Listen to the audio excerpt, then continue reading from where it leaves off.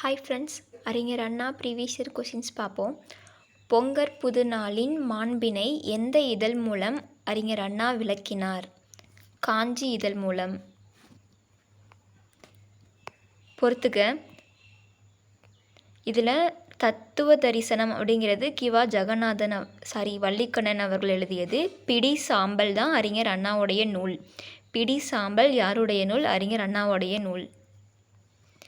அறிஞர் அண்ணாவின் கவிதைகள் தமிழ் பீடம் என்னும் இதழில் வெளியிடப்பட்டுள்ள ஆண்டு. அறிஞர் அண்ணாவின் கவிதைகள் எந்த இதழில் வெளியிடப்பட்டிருக்குன்னா தமிழ் பீடம். எந்த ஆண்டு அப்படின்னா 2005.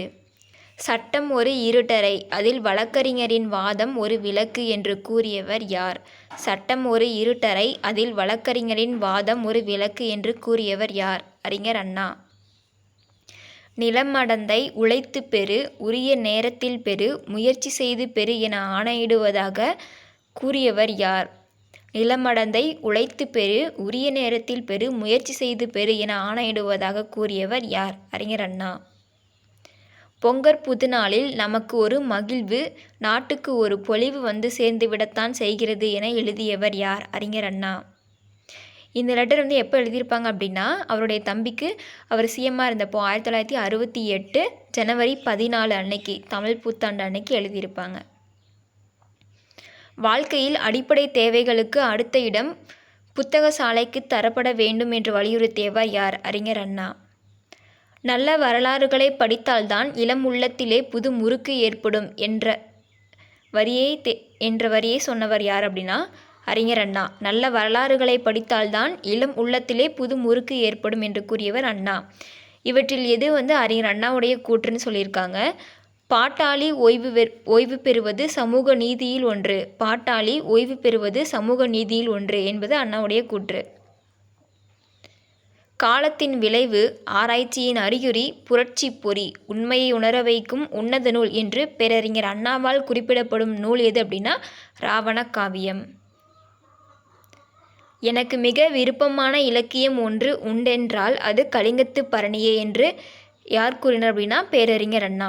அப்போ ராவண காவியம், கலிங்கத்து பரணி 2 நூல்களையுமே அண்ணா பாராட்டியிருக்காரு. திரையுலக அகத்தியர் என்னும் சிறப்பு பெயர் பெற்றவர் யார் அப்படின்னா அறிஞர் அண்ணா. திரையுலக அகத்தியர் என்னும் சிறப்பு பெயர் பெற்றவர் யார் அப்படின்னா அறிஞர் அண்ணா. பின்வருவனவற்றுள் எது அண்ணாவின் படைப்பு இல்லைன்னு சொல்லி கேட்டிருக்காங்க. வேலைக்காரி, ஓர் இரவு, செவ்வாழை இது எல்லாமே அண்ணாவுடைய படைப்பு. குறட்டை ஒலிங்கிறது மு வரதராசனுடைய படைப்பு. ஓகேவா? அடுத்து கீழுள்ள பட்டியலில் பொருந்தாத நாடகம் எதுன்னு கேட்டிருக்காங்க. சந்திரோதயம், ஓர் இரவு, வேலைக்காரி இது எல்லாமே அண்ணாவுடையது. தூக்குமேடை பொருந்தாதது. ஓகேவா? அடுத்து 1967 இந்து திருமணங்கள் திருத்த மசோதாவை அறிமுகப்படுத்தியவர் யார் அப்படின்னா CN அண்ணாதுரை. 1967 இந்து திருமணங்கள் திருத்த மசோதாவை அறிமுகப்படுத்தியவர் CN அண்ணாதுரை. சுயமரியாதை இயக்க திருமணத்தை சட்டப்பூர்வமாக்கிறதுக்காக இந்த மசோதா அறிமுகப்படுத்தியிருப்பாங்க.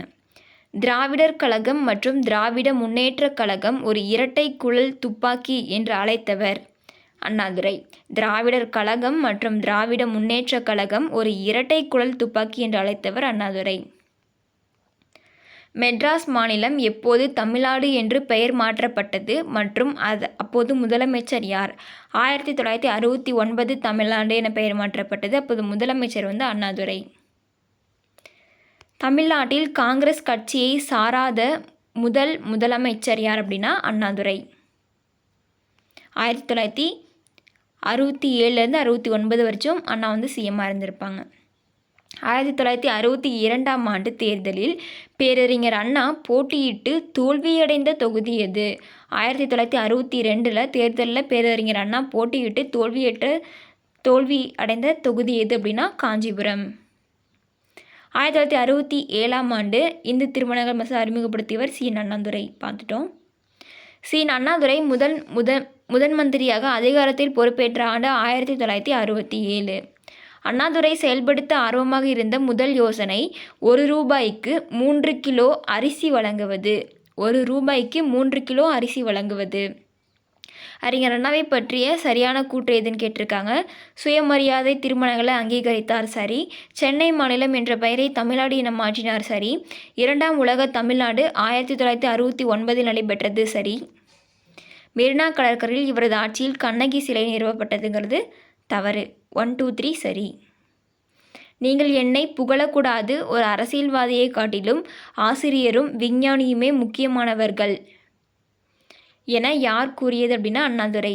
நீங்கள் என்னை புகழக்கூடாது, ஒரு அரசியல்வாதியை காட்டிலும் ஆசிரியரும் விஞ்ஞானியுமே முக்கியமானவர்கள் என கூறியவர் அண்ணாதுரை. திராவிட நாடு என்ற அரசியல் இதழின் ஆசிரியர் யார் அப்படின்னா அண்ணாதுரை. திராவிட நாடு என்ற அரசியல் இதழின் ஆசிரியர் அண்ணாதுரை. கீழ்கண்டவற்றுள் சி.என். அண்ணாதுரையால் எழுதப்படாத படைப்பு எதுன்னு கேட்டிருக்காங்க.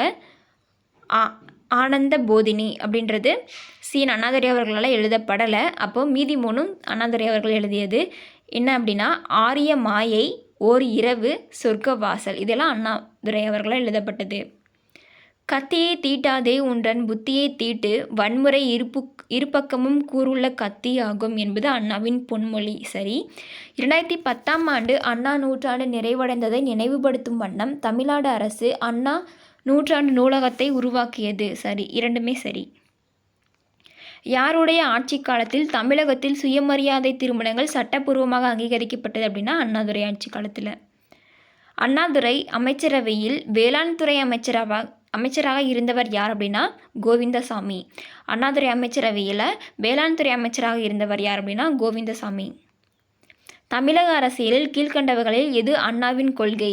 தமிழரின் தனித்தன்மை நிலைநாட்டுதல், கரெக்டு. மாநில சுயாட்சி, கரெக்டு. கூட்டுறவு கூட்டாட்சி, கரெக்டு.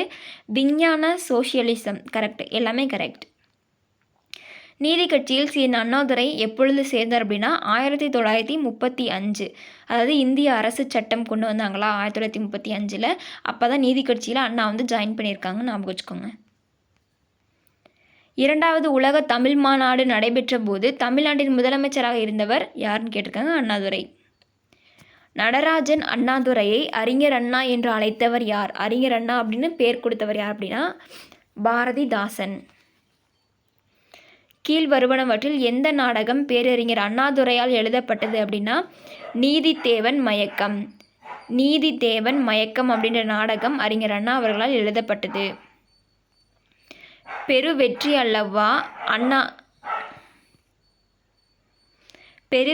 அல்லவோ